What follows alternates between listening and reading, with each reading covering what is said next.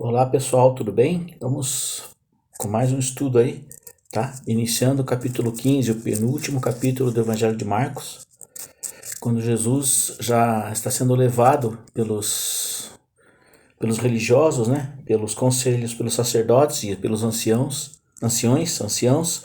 ao Sinédrio para ser julgado, né? Desculpem, o Sinédrio não, para ser interrogado por Pôncio Pilatos, né? Um julgamento político daí seria, né? Então vamos lá. 15:1. Vamos até o versículo 15. Logo pela manhã, entraram em conselho os escribas sacerdotes com os anciãos, os escribas e todo o sinédrio. E amarrando a Jesus, levaram-no e o entregaram a Pilatos. Primeira parada. Eles levam Jesus amarrado, tá ok? Para dar um aspecto a Pilatos de que ele era perigoso e que ele era um rebelde, tá ok? Contra o governo romano, porque senão Pilatos não julgaria. Pilatos já ia dizer assim, não, isso é coisa de judeu.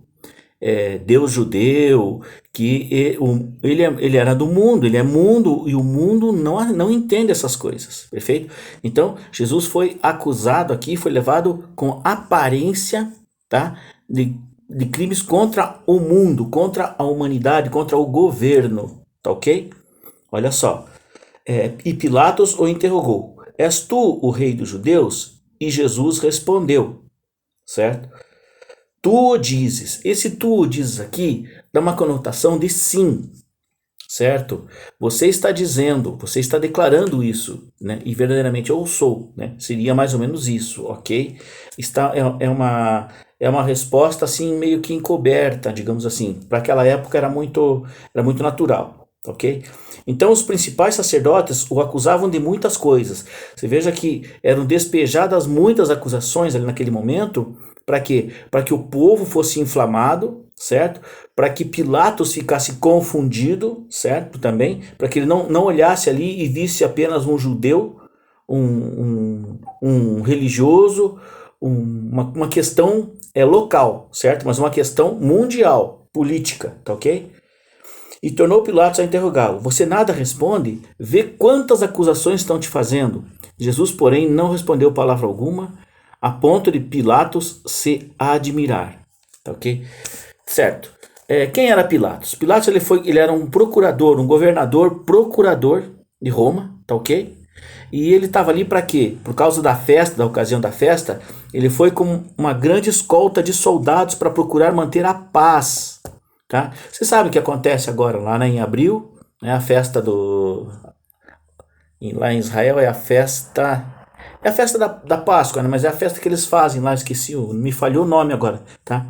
Então o que acontece? O risco de acontecer guerra, de acontecer atos terroristas, essas coisas, é muito grande.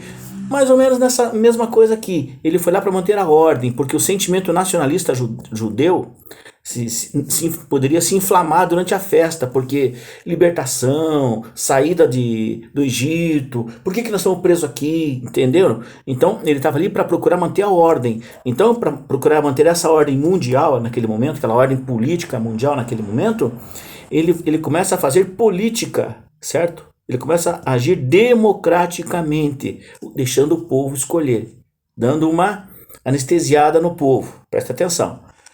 Ora, por ocasião da festa, era costume soltar ao povo um dos presos. Soltar para quem? Ao povo, um dos presos, qualquer que eles pedissem.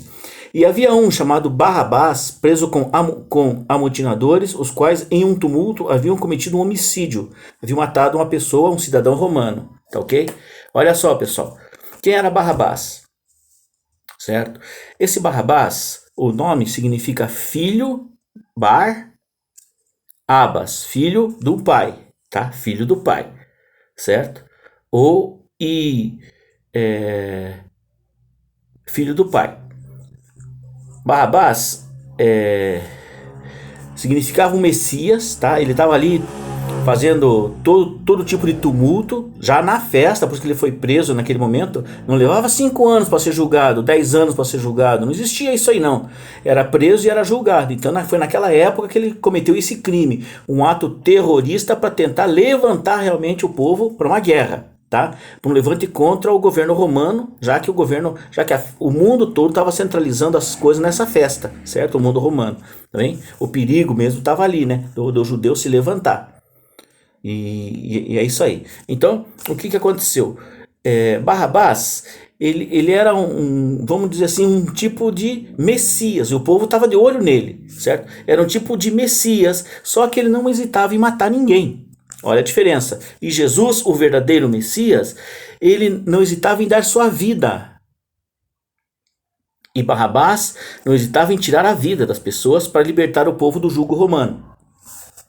E Jesus, o Messias, ele não hesitou em dar a sua vida para nos libertar e fazer-nos filhos do Pai. Filhos do Pai. Ok? Então, prosseguindo aqui. E vindo a multidão, começou a pedir que eles fizessem como de costume. A multidão começou a pedir, né? Solte alguém. E Pilatos lhes respondeu dizendo: tudo bem, quem quereis que vocês soltem? Que eu vos solte? O rei dos judeus? Pois ele bem percebia que por inveja os principais sacerdotes lhe o haviam entregado. Veja só, ele sabia o que estava acontecendo, mas ele era um político, um democrata. Certo? O erro deixou o povo escolher, ok? Mas estes incitaram a multidão, tudo isso aqui, querido, não é porque Pilatos quis, é porque Jesus quis, certo? Ele falou assim, eu dou a minha vida. Pilatos não vai tirar a minha vida. Ele falou assim, ninguém vai tirar a minha vida, Jesus falou certa vez no Evangelho. Eu a dou, eu dou a minha vida.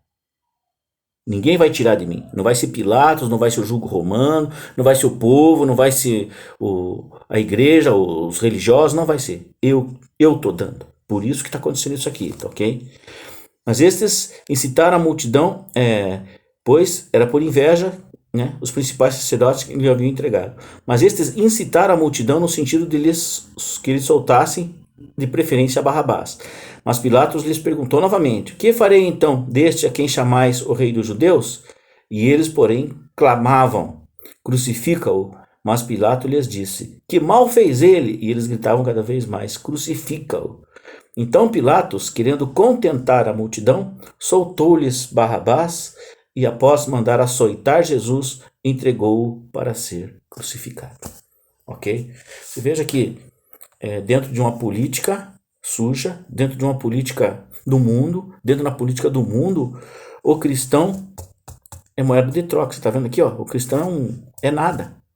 O cristão é para morrer mesmo, tá ok? É isso aqui que é importante, nós guardarmos, nós gravarmos, queridos. Que às vezes a gente quer fazer muita política com pessoas, muita política dentro da igreja, muita política fora da igreja. A gente quer fazer muita coisa, mas a gente esquece que Jesus não fez política. Jesus se entregou, ele falou assim, eu dou minha vida. Amém, querido?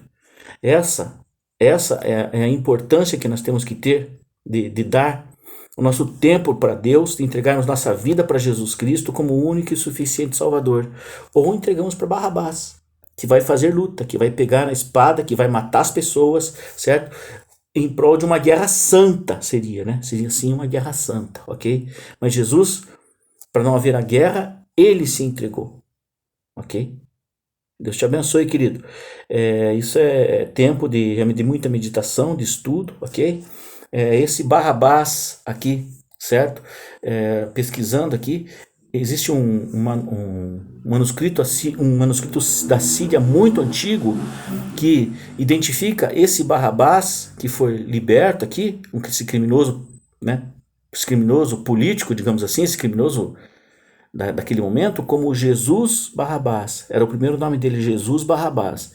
Então, veja que haviam dois Jesus ali naquele momento sendo julgados. Isso que é muito interessante.